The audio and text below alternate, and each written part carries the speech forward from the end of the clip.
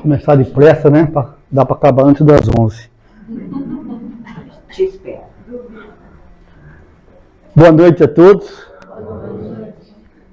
Vamos então procurar aproveitar esses momentos que a gente vai estar aqui, né?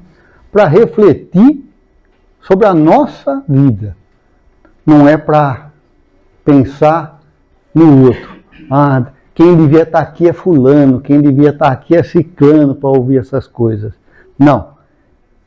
Elas são para cada um de nós, para todos. Independente de estar aqui ou não, de ser espírita ou não. Então vamos lá. O tema de hoje, acomodação moral. Como superar? Né? Como superar a nossa acomodação moral. E o que seria essa acomodação, né?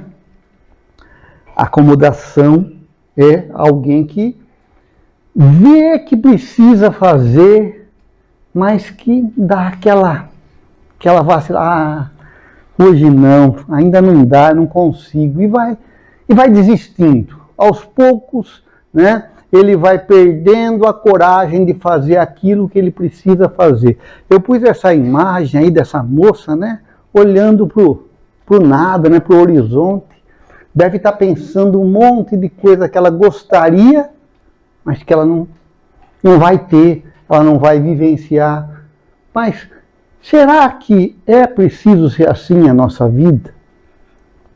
Então, a gente precisa pensar em acomodação como algo, né, que você está visualizando, você acha que pode aproveitar aquilo, mas que você para no meio do caminho. Você vê, tem vontade, mas não tem talvez coragem, não tem talvez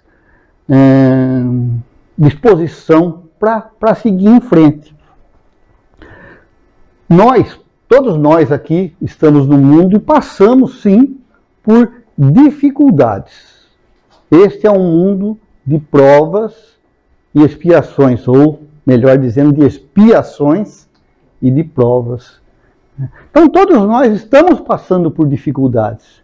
Mas será que essas dificuldades servem só para a gente sofrer? Será que elas não têm um outro objetivo? Será que Deus, um Pai amoroso, deixa a gente passando por tudo isso só para resgatar, por exemplo, erros do passado? Então veja, quem está acomodado, vê a situação, quer que ela fique melhor, mas só lamenta, só chora e não vai adiante. É bem diferente de serenidade.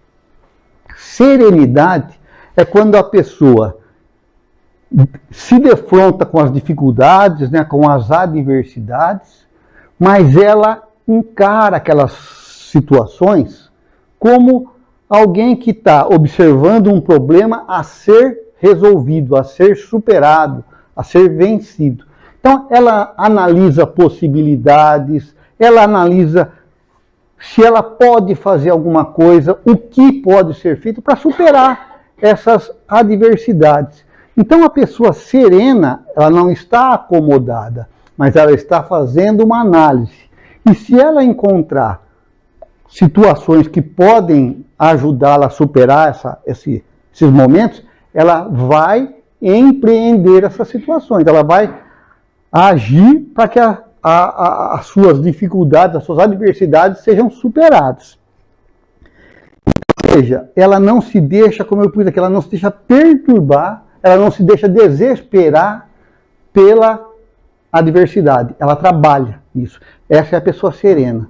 E tem também a pessoa resignada, que após observar com serenidade a situação adversa, se ela encontra meios para superar essa situação, ela vai agir. Mas se ela percebe que ainda não dá para superar aquilo, é preciso conviver com aquilo, ela aceita de boa, porque ela confia em Deus. E aí entra a importância da fé. Fé é confiança. Então, gente, quando a gente confia em Deus, e não é fé religiosa, é fé numa divindade, em alguém, um ser superior que cuida da gente, que nos criou e nos auxilia o tempo todo. Então, quando a gente confia em Deus, seja de que religião a gente for, né, a gente sabe que tudo que está nos acontecendo tem um motivo, tem um porquê. Não é para nos castigar. Muito pelo contrário, é para que a gente aprenda. Então, veja, nós precisamos estar trabalhando isso.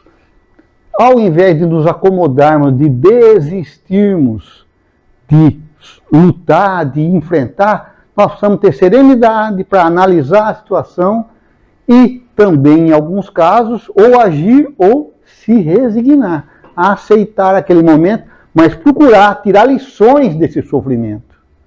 Por que eu estou sofrendo? Né? A gente tem médicos que falam assim, pergunte para a sua doença o que ela quer te ensinar. Parece pouco, né? Mas é profundo, hein? Pergunte para a sua doença o que ela quer te ensinar. Por quê? O que ele está dizendo com isso? Você adoeceu por responsabilidade sua. Então, o que você precisa fazer para não adoecer mais?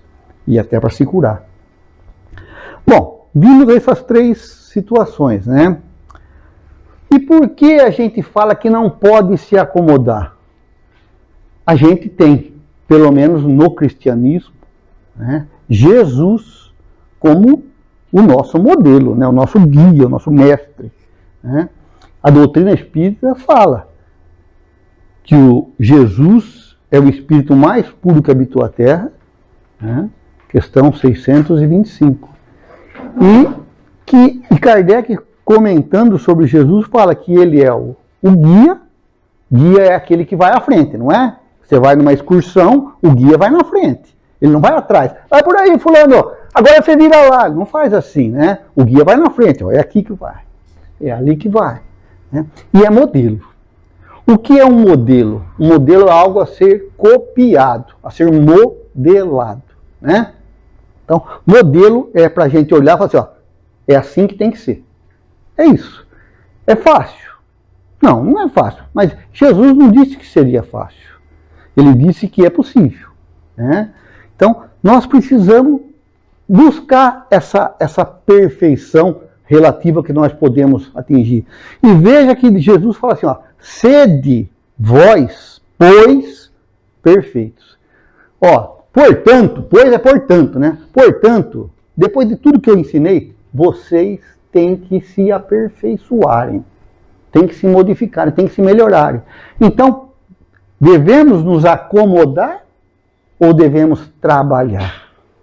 Acho que fica claro que a primeira opção é inviável, acomodar-se. O certo é trabalhar, é se esforçar para sair dessa situação. E por que isso? Né? Se a gente for embora agora e se lembrar só desse escrito em amarelo, eu fico satisfeito. Né? Nós somos espíritos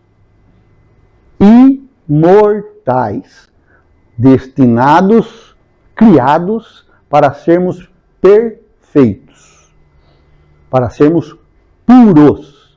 Os anjos são os espíritos puros. Então, se nós somos espíritos e somos imortais, e a nossa destinação é a perfeição, quanto mais a gente se acomodar, mais tempo vai demorar. Só isso. Você vai chegar lá. Só que você pensou, todo mundo que você conhecia já chegou. E você, acomodado, ficou lá para trás. Né? Chato, né? Ninguém gosta. Você gosta de acompanhar a turma, né? Você entra na escola, tudo a mesma idade e tal, você quer continuar junto. Você vai repetindo, você é o maiorzão, tem tudo pequenininho lá. Que coisa assim mais. Depois vai passando o tempo, não. É porque você é repetente, como a gente falava antigamente, né? Repetente, é repetente. Então, veja, se você é um espírito imortal, não faz sentido você achar que tá bom. Assim tá bom, vai. Não consigo mesmo. Você consegue. Foi Jesus que falou que você consegue. Agora, se ele é meu guia, então eu tenho que acreditar nele. Ou então, eu posso não acreditar nele, é um direito meu. Né? Tem até espíritos que falam que ele não existe. Mas ele está trabalhando. Sabe? E a gente sabe, né, que até os espíritos mais endurecidos, mas que não são bobos, conhecem, sabem da existência de Jesus. Né? O Cordeiro de Deus. A gente vê muito isso. Né? Até nos trabalhos mediúnicos, os espíritos mais esclarecidos, eles não gostam de Jesus, os inimigos, mas eles sabem da existência dele, eles não duvidam não, viu? Ele disse também, vim lançar fogo à terra, e tenho pressa que ele se acenda. Essa fala de Jesus que está no Evangelho de Lucas, Allan Kardec pôs no capítulo que ele trata, tem como título, no capítulo 23 do Evangelho segundo o Espiritismo, moral estranha. E por que estranha? Porque são palavras que Jesus deixou que são assim um pouco, parece que contraditórias, né? Um espírito puro, bondoso, doce como Jesus fala assim, eu vim lançar fogo à terra e tenho pressa que ele se acenda. Parece isso é a fala de uma pessoa assim, poderosa, mas ao mesmo tempo maldosa, né, agressiva. Não é o tipo de Jesus.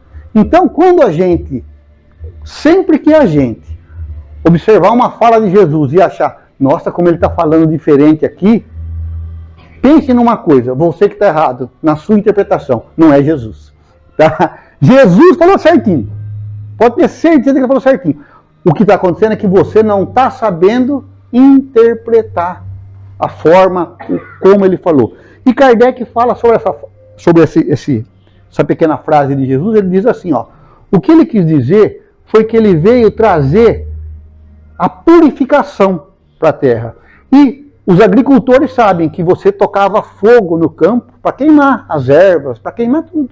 Então, quando ele diz, vim lançar fogo à terra, eu vim tirar as impurezas da terra. Mas da terra física ou da terra dos nossos corações? Jesus não está preocupado com o planeta Terra em si, o bloco de terra, né? O orbe terreno. Ele está preocupado com as pessoas, com os espíritos que habitam esse orbe. Então, quando ele diz isso, ele diz assim, eu vim purificar vocês. E tenho pressa que esse fogo se acenda. Aí a gente vai no Livro dos Espíritos e Kardec perguntou, qual é a forma do espírito, como ele se apresenta? E os espíritos falam assim, é como uma chama, né? Uma centelha.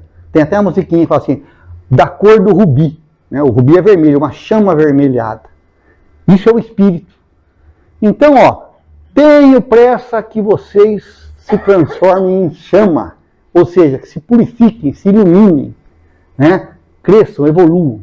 Então, essa é a frase. Então, veja que Jesus insiste ao todo tempo de que nós temos que melhorar. Não podemos ficar nesse marasmo, assim, aquelas coisas, vai, se der eu vou. Sabe, não é isso não, hein? Outra coisa que nós temos aqui, assim, quando a gente fala de acomodação, muita gente fala assim, mas Jesus também disse, aquele que não tomar a sua cruz, né, você não carregar o peso dos seus erros, né, não pode ser meu discípulo. Espera aí, será que é isso mesmo?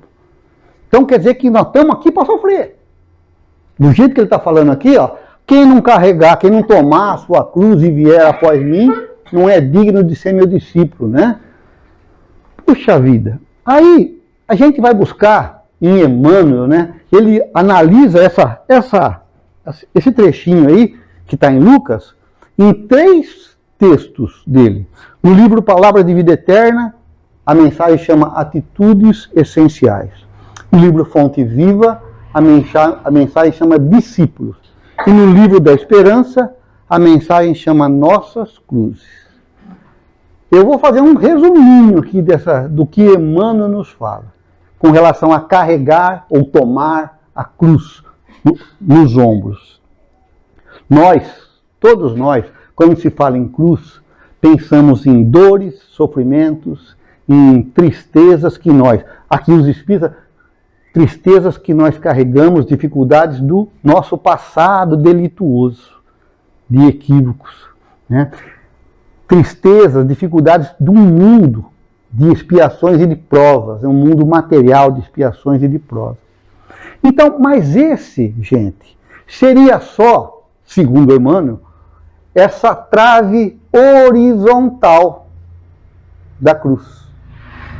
Se a gente mudar o ângulo e observar a cruz pela trave vertical, essa trave simboliza o espírito e a sua imortalidade, saindo daqui de baixo, né, e subindo em direção à purificação, ao céu. Então, nascemos simples e ignorantes e estamos em evolução, subindo. E ele fala mais, que essa nossa evolução, as dificuldades por que nós passamos, são para transformar essa trave, né, horizontal nas asas, né, da nossa ascensão espiritual. Eu peguei essa imagem aí, ó. Então, imagina essa trave, né, sendo um pássaro, e aí agora a trave horizontal se transformando nas asas. Então, só para a gente ver que carregar a cruz nem sempre é um negócio negativo, né? Também podemos enxergá-la de maneira positiva. Por que eu estou falando isso? Para a gente sair do nosso marasmo, da nossa acomodação. Um dos maiores inimigos do nosso crescimento espiritual, né? Da nossa espiritualização, iluminação, dá o nome que vocês quiserem, é essa acomodação, que é irmã da indiferença e da preguiça. Vou virar de costas para não olhar para ninguém, abaixar a cabeça. Certo? Irmã da indiferença e da preguiça. Consigo. Eu não vou olhar, hein? Juro por Deus que eu não vou olhar para ninguém. Né? Então, gente, essa indiferença, essa preguiça, essa acomodação é uma doença. É como uma doença, mas é uma doença. Certo? Que vai paralisando a gente. Alguém já tentou entrar no mar, mais ou menos até essa altura aqui assim, tentar ficar com os 2 pés no chão e não se mexer? Se conseguir, eu dou uma taça. Porque uma hora vem uma onda e joga você. Não tem ser humano que consegue ficar parado nessa altura aqui mais ou menos da água e aguentar o vai e volta das ondas. Então, se a gente não se mexer, uma hora vem uma onda dessa e faz a gente virar, engolir água, tossir pra caramba, e fala assim, epa, tenho que sair desse lugar que eu estou criando raiz aqui. Joana de Ângeles fala que a preguiça, ó, o conceito de preguiça da Joana de Ângeles, hein? É um espírito que acompanhou Jesus, hein? Joana de Cusa. Joana de Ângeles é a mesma Joana de Cusa que acompanhou Jesus nas suas pregações lá na Judéia, né? Ó, preguiça é a propensão para a inatividade. Se alguém achar que tem uma dessas dificuldades aqui, pensa nisso. Propensão para a inatividade, para não trabalhar, também conhecida como lentidão para executar qualquer tarefa, ainda caracterizada como negligência, moleza, tardança. Então, isso é a preguiça. Está nesse livro Conflitos Existenciais. Então, gente, preguiça não é uma coisa boa. Nós sabemos. Tem gente que estou com uma preguiça gostosa. É gostosa porque quer dormir. Certo? Se você tivesse um tanque de roupa para lavar, estou com uma preguiça gostosa, mas tem um tanque de roupa para lavar. A pia de louça, né? Então, cuidado. Cuidado com a preguiça. Não vamos lembrar dessas coisas numa sexta-feira depois do feriado, né? Então, a gente precisa abandonar a nossa preguiça, né? A nossa acomodação. E precisa recomeçar. Não olha para trás. Você era assim, não tem problema. Dentro da doutrina espírita, uma coisa que a gente aprende, E é isso, eu acho que é fundamental aqui, é não ficar olhando para trás apenas. Imagina que você está dirigindo. Dirigir tem 2 retrovisores, um desse tamanhozinho aqui e outro desse tamanhozinho aqui, mais um do outro lado, pequenininho. Agora o para-brisa é desse tamanho, não é? Por quê? Porque você olha 90% do tempo para frente. Então é isso, nós temos que olhar para frente. Não podemos ficar só lamentando o nosso passado, os nossos equívocos. Não dá para ficar assim. Então, nós temos aqui, ó, dentro do Evangelho, 3 exemplos de recomeço que são, assim, uma dose de bom ânimo, né? A Patrícia falou de ânimo, uma dose de bom ânimo para nós. São as vidas de Nicodemos, Paulo de Tarso e Simão Pedro. Nicodemos, ele é descrito no Evangelho como um príncipe dos judeus. Então Nicodemos não era qualquer um. Nicodemos é aquele que vai na calada da noite conversar com Jesus para perguntar do reino dos céus para Jesus, né? E quando Jesus fala que é preciso nascer de novo, e ele não entende, né? Ele fala, mas eu, velho, vou ter que entrar no ventre da minha mãe outra vez? E Jesus chama a atenção de Nicodemos. Você é príncipe dos judeus, aqui é um sabe-tudo aqui, né? Uma pessoa conceituada, cheia de poderes dentro da hierarquia judaica, e não sabe disso, né? Então Nicodemos, mesmo indo na calada da noite, teve a humildade. E isso é uma palavra importante para a gente guardar. É preciso ter humildade para saber que eu tenho que recomeçar, que não dá para ficar parado, né? É preciso, eu estou falhando, eu preciso reconhecer a minha deficiência e começar. Então Nicodemos teve essa humildade e foi conversar com Jesus. Paulo de Tarso foi trabalhado, foi educado para ser sumo sacerdote, ou seja, ele seria hoje um cara do Supremo Tribunal Federal. Só que com mais poderes do que os juízes do Supremo. Por quê? Era um só e ainda com o poder político. Não era só o poder de justiça, mas também de poder político. Ele mandava. Ele foi criado para ser essa pessoa. Foi educado em uma família de posses, foi educado pelo Gamaliel. Então veja, Paulo de Tarso, perseguidor de cristãos, defensor do Deus de Israel. Não podemos... Paulo de Tarso tinha uma visão de um Deus soberano, Deus único, o mesmo Deus de Jesus. Mas ele não compreendia as falas de Jesus. Foi perseguir Jesus, perseguir os cristãos, desculpa, Jesus já tinha morrido, né, já tinha sido crucificado.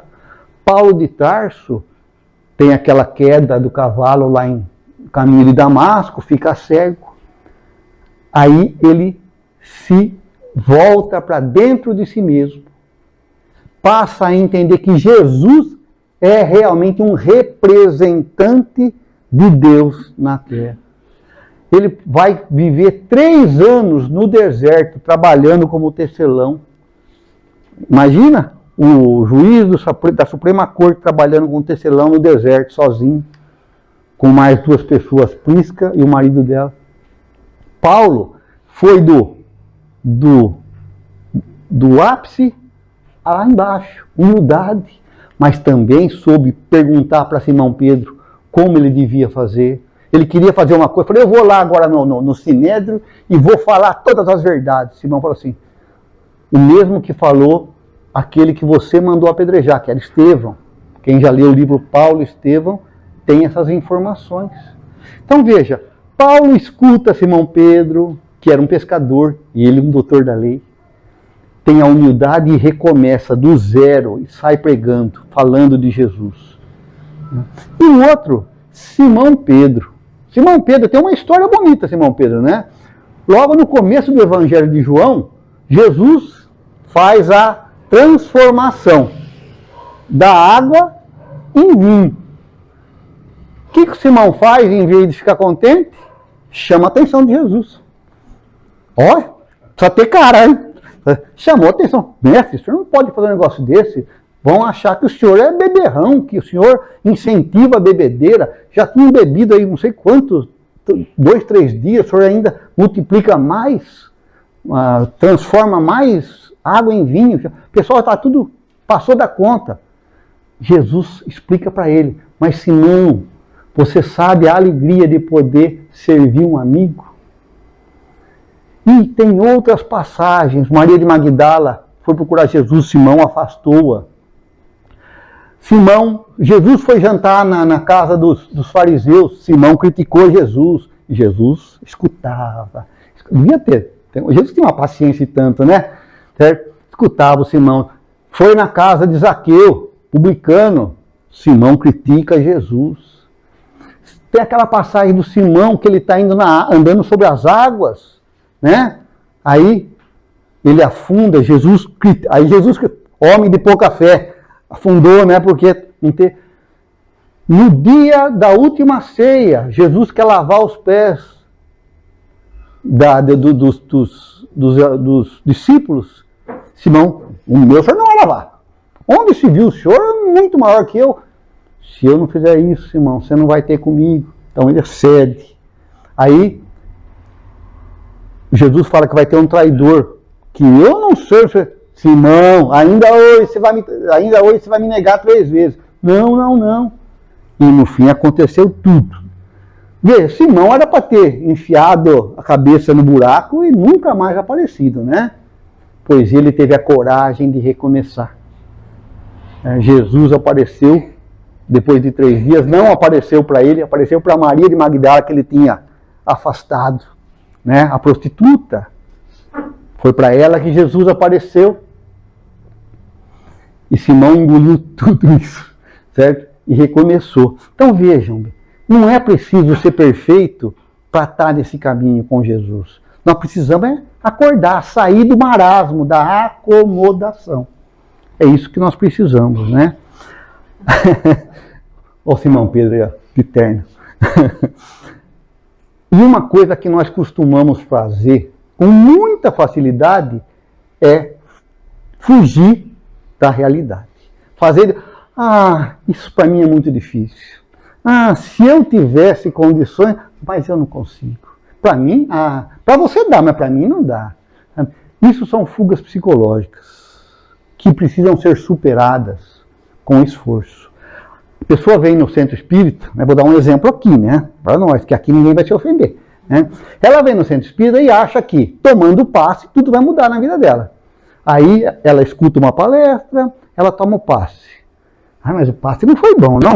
Devia ser um outro passista, aquele passista acho que não era bom. A palestra, mas nem lembra do que foi falado, né? Então, a gente ainda quer que os outros façam o serviço que compete a nós. Então, não tem gente que pede, faz uma oração para mim lá, que você faz uma oração melhor que a minha. Não, a minha é para mim. Para os outros, a força é menor. Agora, se você fizer a sua oração, eu tenho certeza que Jesus está escutando, que Deus está ouvindo também. Mas não, tem gente que só terceiriza. Isso é fugir da realidade. Isso é uma fuga psicológica. Eu não consigo. Eu não sou capaz. Tem gente mais qualificada que eu para fazer isso. Vem no centro espírita, eu não posso trabalhar porque eu não sei nada. É lógico, mas você vai querer aprender? Então, está tarde agora, né, para mim começar a aprender. E nunca começa, e nunca sai do lugar. Então, precisamos parar com isso. Parar com essas fugas, né? Diz que é preciso ter esperança para viver. Sem esperança, ninguém vive. Né? E tem uma frase de Santo Agostinho, um dos pilares, né, da igreja, né, da igreja católica, né, nascente. Agostinho fala assim que a esperança tem 2 filhas lindas, a indignação e a coragem.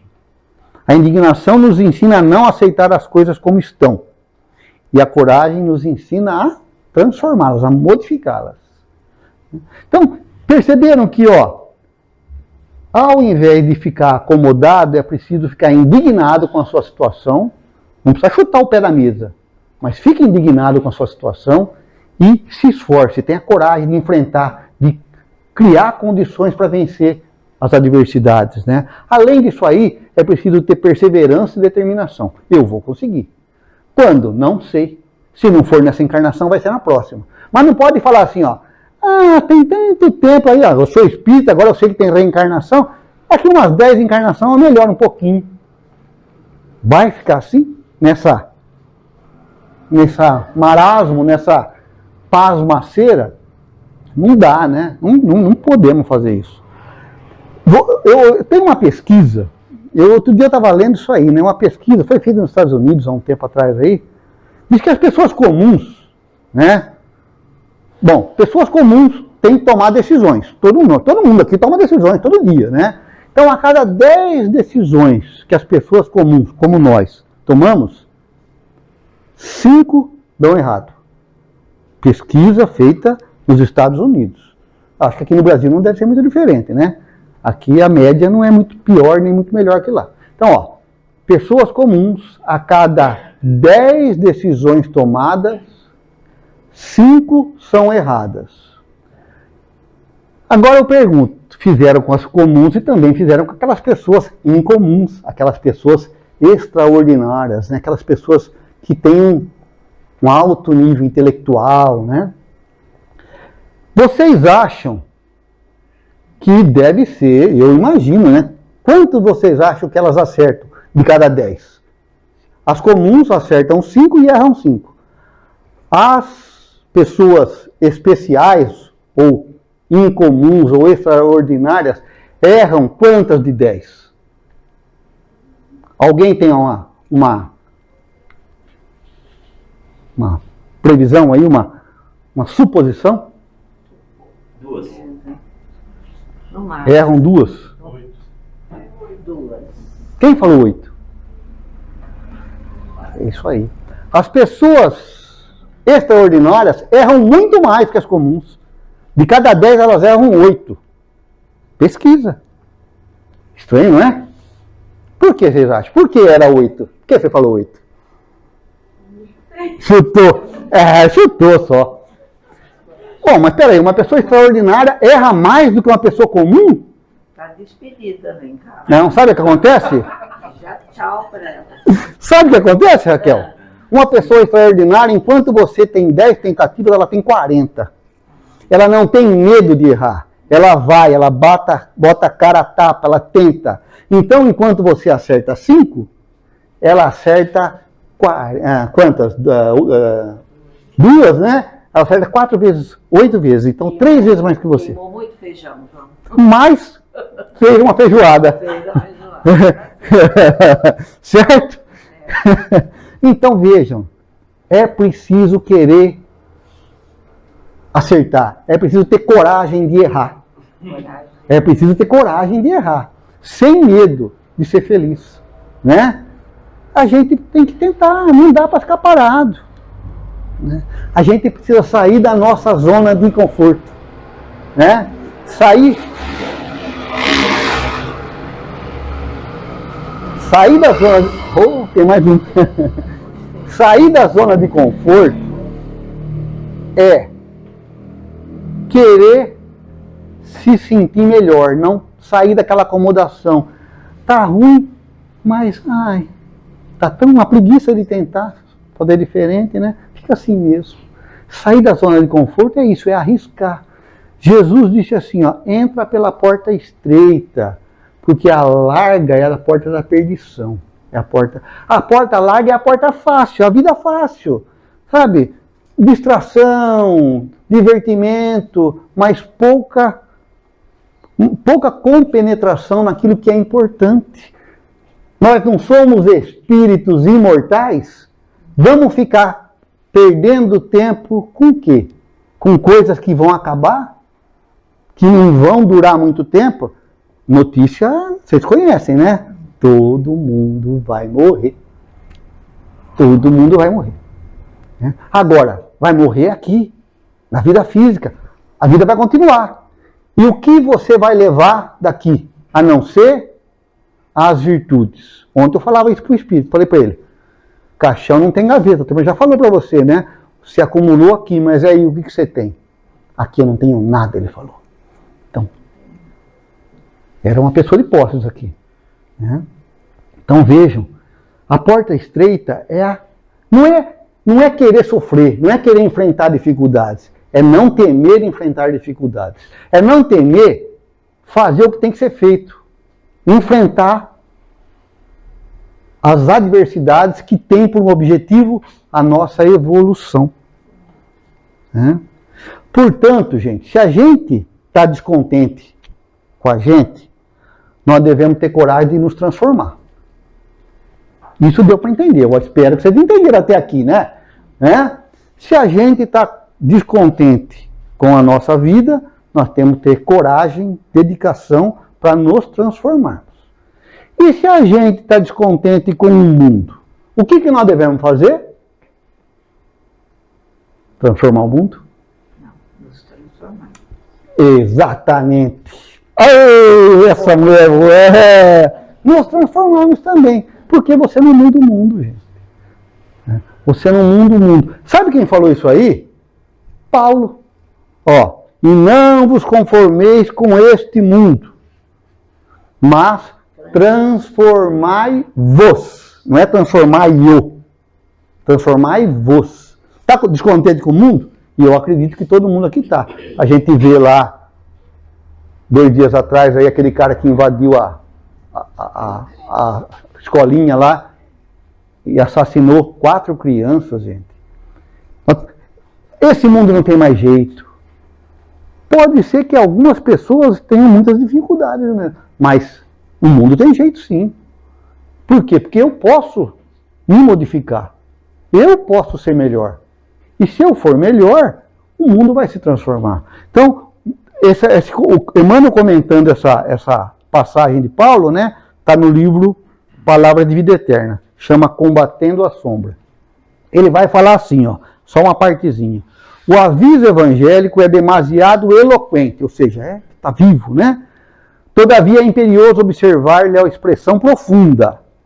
O apóstolo, foi Paulo, divinamente inspirado, adverte-nos de que, em verdade, não nos será possível a tácita conformação com os enganos do mundo. Então não é para concordar com os enganos do mundo. Tanta vez abraçados espontaneamente pela maioria dos homens. No entanto, não nos induz a qualquer atitude de violência. Não nos pede rebelião e gritaria, não nos aconselha azedume e discussão. A palavra da boa nova, do Evangelho, solicita-nos simplesmente a nossa transformação. Vocês percebem? As coisas estão ruins, mas você não muda as pessoas. Você pode mudar você. Isso você pode, tem condições e deve. Mas as pessoas você não vai mudar. Agora, sejamos nós essa mudança que nós desejamos para o mundo. Vamos ser exemplos, Ele fala assim, ainda o Emmanuel, eleva o padrão vibratório das emoções e dos pensamentos, cresce para a vida superior e revela-te em silêncio, na altura de teus propósitos, de ser melhor, convertendo-te em auxiliar precioso da divina iluminação do Espírito, na convicção, na certeza de que a sementeira do exemplo é a mais duradoura plantação no solo da alma. Ou seja, exemplo é você ter atitudes corretas dentro das suas possibilidades, das suas limitações. Ninguém pede para que você seja como Jesus, já. Mas é para ser. Nós estamos aqui para ser como Ele. Então, gente, tem o André Luiz que fala assim, que a virtude não é a voz que fala, e sim um poder que irradia. Então, esse é o exemplo. Jesus não brigou com ninguém. Todos os poderosos do mundo que existiram antes de Jesus e após Jesus foram esquecidos. Estão nos livros de histórias alguns, mas citações. Jesus não escreveu nada, estava pequenininho, um lugarzinho pequenininho, quase que uma aldeia, Hoje Israel, vocês veem o tamanhozinho do país Israel hoje. Jesus estava lá naquele mundinho pequeno, eram praticamente subordinados, né, de Roma. Olha Roma, onde estão os Césares de Roma? Ninguém sabe. Mas de Jesus todo mundo fala. Por quê? Porque o exemplo, né, é um poder que irradia, a virtude. Né? Então a mudança que a gente deseja no mundo, que a gente possa fazer em nós, né? Sermos o exemplo daquilo que nós desejamos. E aí, outras pessoas na sua frente vão ter vergonha de fazer coisas que eles fariam sem você estar ali perto. Pode ter certeza disso.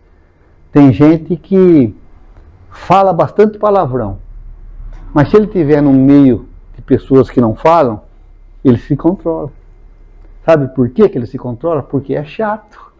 Ele vai percebendo que ele vai ficando constrangido. Né? Então, o nosso exemplo é o que precisa ser mostrado para o mundo. Né? Então, para isso, gente, vocês viram que eu usei várias passagens do Evangelho.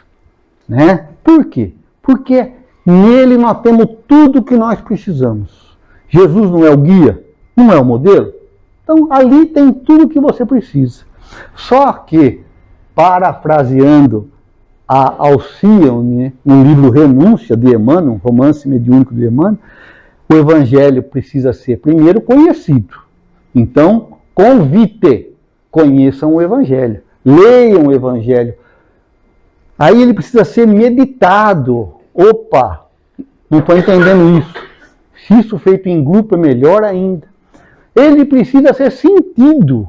E isso nós fazemos entre nós, né? Vivenciar, assim, sentir o Evangelho. Nossa, essas palavras me confortaram o coração. Nossa, isso me abriu a mente para agir dessa ou daquela forma. E vivê-lo, aí a gente vai poder dizer como Paulo dizia, né? Já não sou mais eu que vive, mas é o Cristo que vive em mim. Então, as 3 primeiras nós até podemos fazer meio que sozinhos. Nunca vamos estar sozinhos. Mas a última, a vivência do Evangelho, Jesus já está dentro de nós. Né? Ou está fora, não sei. Né? Mas está. Então, nós precisamos conhecer o Evangelho para fazer essa modificação. Certo? Então, eu vou terminar aqui com uma mensagem, porque o título era Superando, né? Então, aqui ela tem uma receita. Né? Uma receita de um espírito que estudou muito a psicologia humana. Né? Ela é do grupo de pessoas que, como Freud, Jung, né? Ela trabalha com essas pessoas. É um espírito que já viveu, teve várias existências, como freira também, né? Trabalhando, estudando muito a psicologia. Tá? Então é um espírito evoluído, não é qualquer um não. Tá? É a mentora do Divaldo Franco e é ele quem psicografa essa mensagem. Tá bom? Necessário despertar. Desperta, ó tu que dormes do reino dos mortos. Né? Não se alteram hábitos doentios. Essa nossa preguiça, essa nossa indolência, essa nossa dificuldade de acreditar em nós mesmos.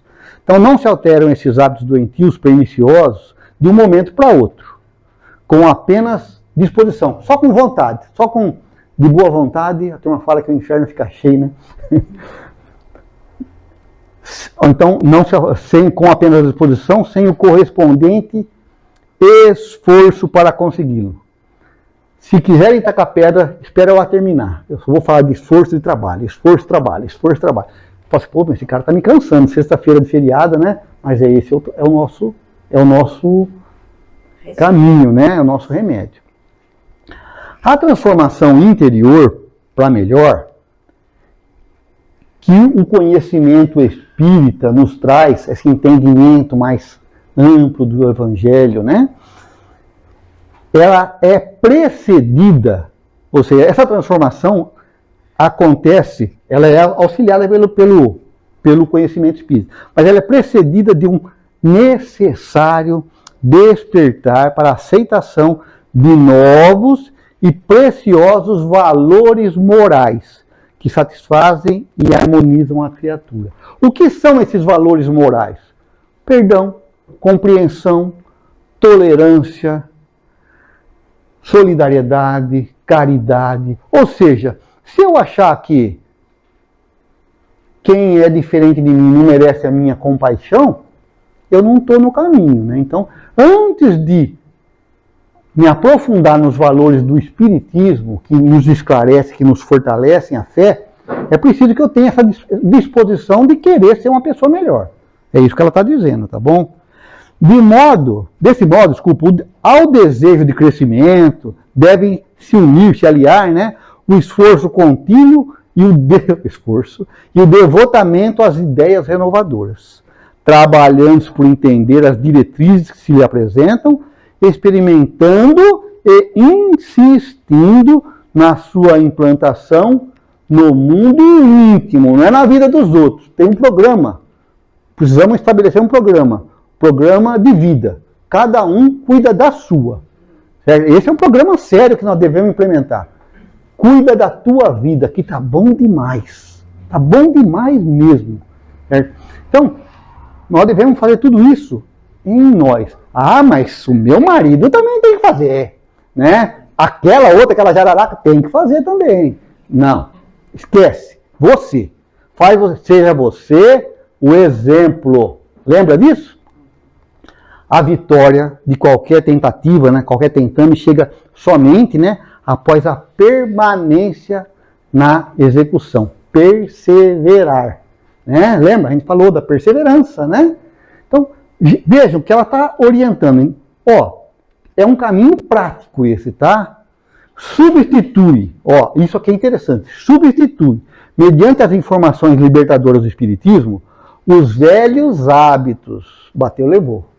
Não perdoa. Isso também não tem cabimento perdoar. Não sou bobo, né? Cuidado com isso.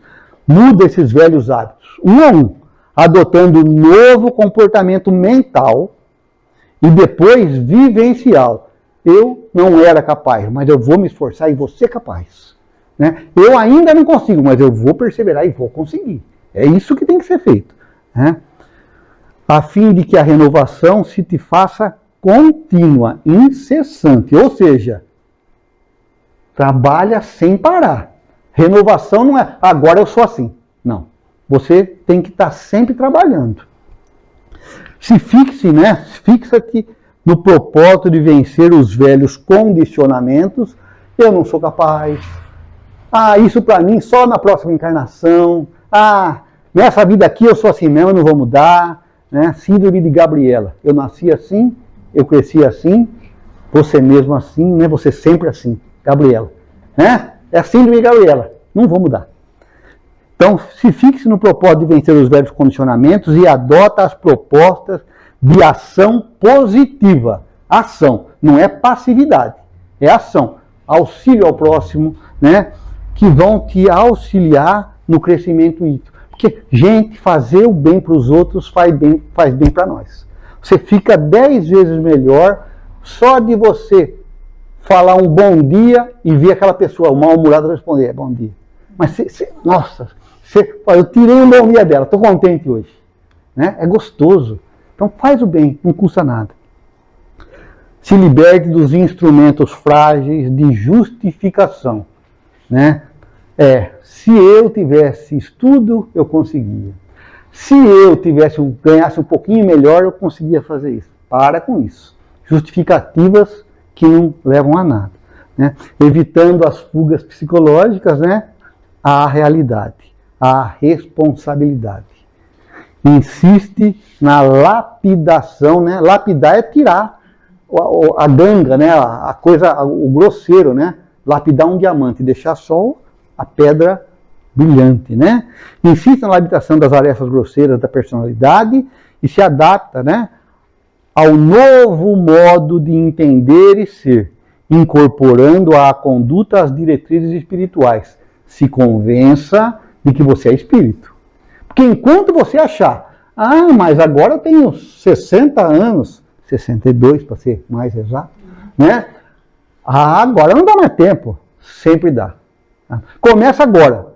Chega no plano espiritual, já chega com a musculatura espiritual em ordem, para começar. Aqui não vai dar, né? Aqui você fala assim, esse exercício eu não consigo, mas lá você consegue, né? É contínuo, a evolução é contínua, né? Aí você termina fazendo assim, ela vai terminar falando assim, dar-te-ás conta dos benefícios imediatos que você vai colher, que advirão, né? Das soluções aos problemas que surgirão, você vai se dar conta disso, né? Enfim, de que o empenho se coroa, né? Termina de êxito na razão direta do esforço que você fez.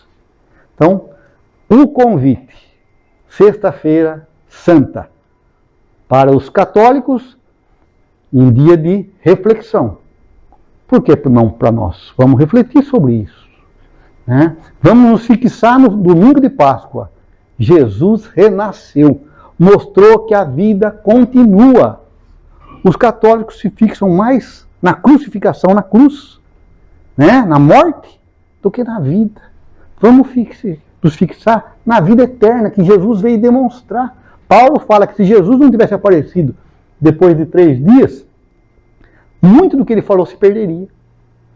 Mas ele veio mostrar. E se quer uma coisa mais gostosa, ele falou assim, se acontece comigo, eu tenho mãe, minha mãe está aí no meio de vocês, não está? Então, mãe, os teus filhos não morrem. Filhos, né? Irmãos, o teu irmão não morre também.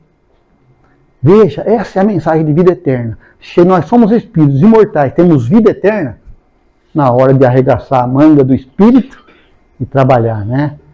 Gente, era isso que eu queria falar para vocês. Espero que vocês tenham aproveitado um pouquinho. Mas lembra, espírito imortal a caminho da perfeição. Obrigado.